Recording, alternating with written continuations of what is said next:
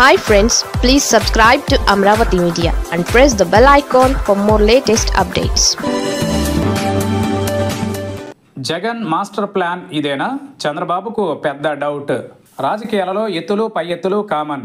ప్రత్యర్థులపై పై చేయి సాధించడమే రాజకీయ నేతలకు ముఖ్యం. ఈ విషయంలో అన్ని పార్టీలది ఒకే దారి.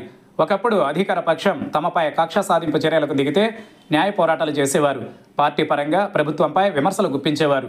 అసలు గతంలో అంటే 2 దశాబ్దాల కిందటి వరకు ఈ తరహా కక్షపూరిత రాజకీయాలు 2 తెలుగు రాష్ట్రాల్లోనూ లేవు. కానీ రాష్ట్రాలు విడిపోయాక కక్షపూరిత రాజకీయాలు పెరిగిపోయాయి.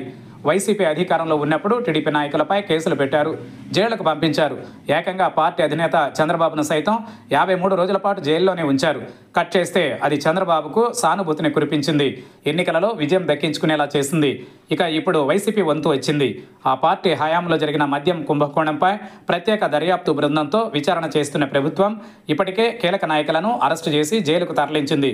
ఇక ఇప్పుడు అసలు సూత్రధారి అంటూ ఈ కేసులో జగన్ పేరును చెప్పకనే చెప్పేసింది. ఇప్పుడు మద్యం కుంభకోణంలో ఏదైనా అరెస్టు చేయాల్సి వస్తే అది జగనే. అంతిమంగా ప్రభుత్వ లక్ష్యం కూడా అదే.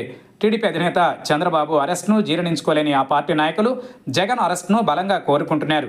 ఈ క్రమంలో పూర్తి ఆధారాలతో తప్పించుకోలేని విధంగా జగన్ను ఇరికించాలన్నది సర్కారు ఆలోచన. ఈ నేపథ్యంలోనే మద్యం కుంభకోణం వ్యవహారం తెర మీదకు వచ్చింది. ఇది ఎంత వేగంగా చేస్తారా, జగన్ను తిరిగి జైలుకు ఎప్పుడు పంపిస్తారా అని కార్యకర్తలు నాయకులు కూడా ఎదురు చూస్తున్నారు.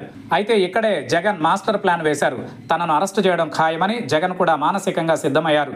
అయితే ఈ అరెస్ట్ సాధారణంగా ఉండకూడదని, దీనివల్ల తనకు ప్లస్, అధికార పార్టీకి మైనస్ కావాలన్న వ్యూహంతో జగన్ ఆలోచన చేస్తున్నట్టు సీఎం చంద్రబాబుకు చేరింది. అంటే జగన్ ప్రజల మధ్యకు వచ్చేస్తారు.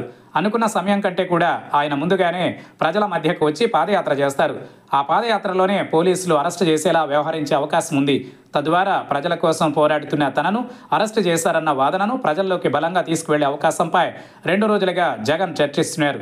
ఈ విషయం చంద్రబాబుకు కూడా తెలిసింది. ఇప్పుడు ఏం చేయాలన్న దానిపై ఆయన అంతర్మథనం చెందుతున్నారు.